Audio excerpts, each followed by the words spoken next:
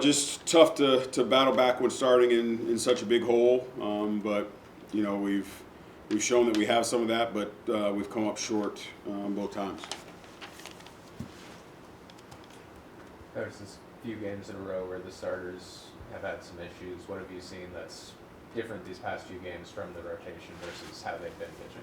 I would say the biggest thing for me is both those guys went on short rest after higher pitch counts, some of their higher pitch counts that they've had all year the weekend before, with the situation with Javen and moving them up a day.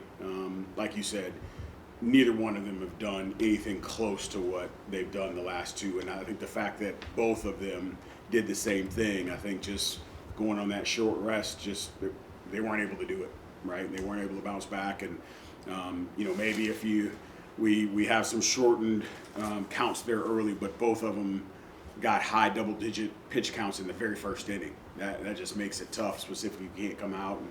And then you got to give credit to those guys with 2 strikes. They fouled some pitches off and extended some counts, and so that also drove the pitch count up. But that's all I attribute it to is just the fact that they were both going on short rest. Is that something down the line where if you have a guy kind of working to a higher total workload, maybe adjusting the rotation the coming week to give him an extra day or anything like that? So you don't foresee an injury taking place, right? And then because this past week, we also had 2 midweek games. So you got 5 games in a week after you lose a rotation guy on Friday, and then the domino effect of that just was, again, just too much for us to carry on in the situation. Maybe you take Sullivan and you move Sullivan and you say, hey, instead of you starting on Tuesday, again, it's not the guy you want to start on Friday, but hey, you threw last Tuesday, we're able to extend you so you can start on Friday. But then you got games Tuesday, Wednesday, and the weekend. Your options become limited at that point.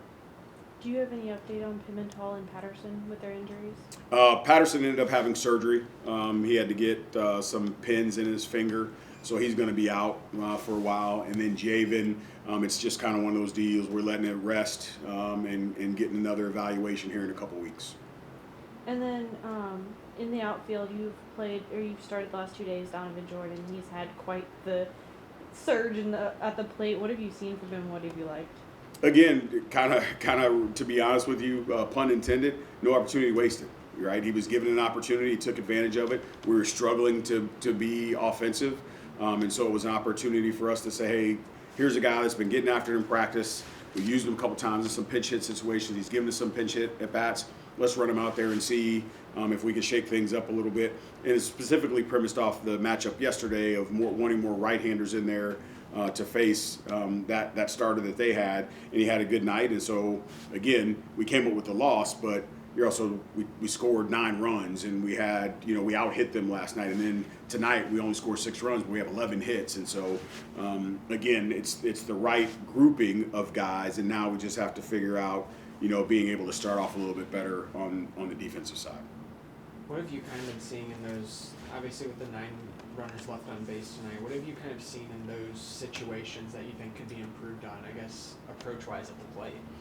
Mental, right? I think our guys just get sped up and they want so bad to get it done that they get out of themselves. And we're constantly talking to them about the situation only changes what your approach or your plan is in that at bat. It shouldn't change what I'm doing and how I shouldn't get hyped up just because there's a runner at third base with less than 2 outs.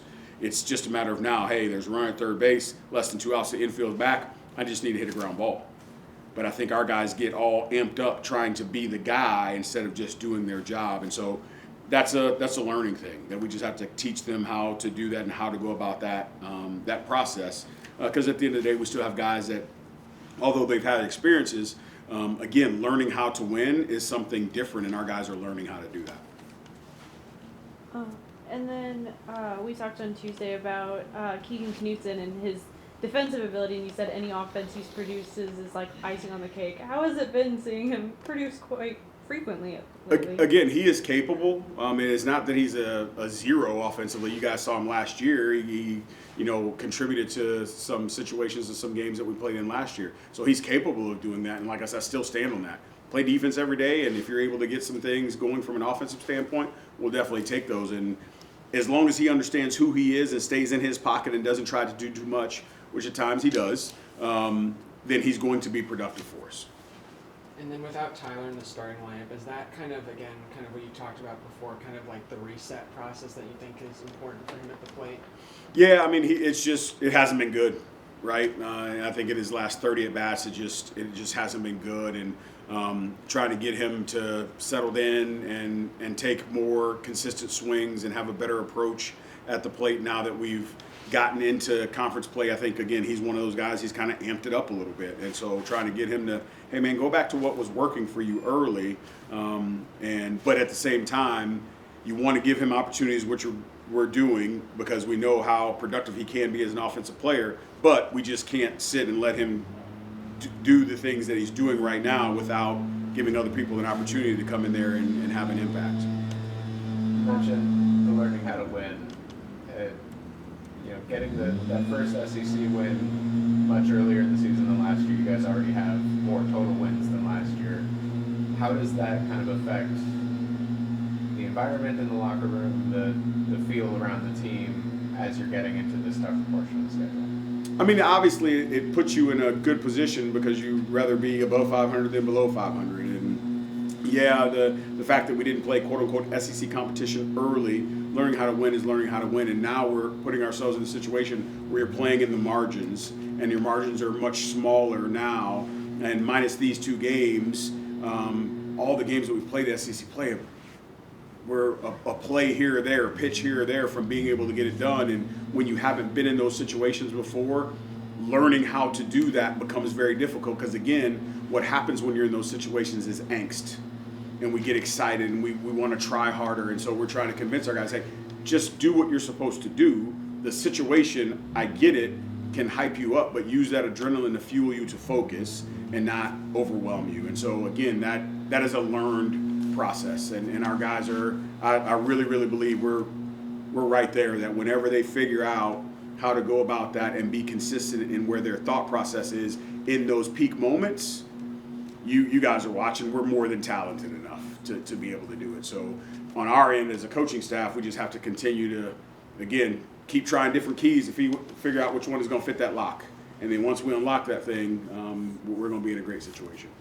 And then with the rotation each moved up a day, and J.D. Dorman's on the injury report, who do you foresee your starter being tomorrow, or do you have any idea? We'll have to figure that out. I got to talk to Kyle and see, how JD's feeling, if he's able to go, and if not, then we'll go to plan B.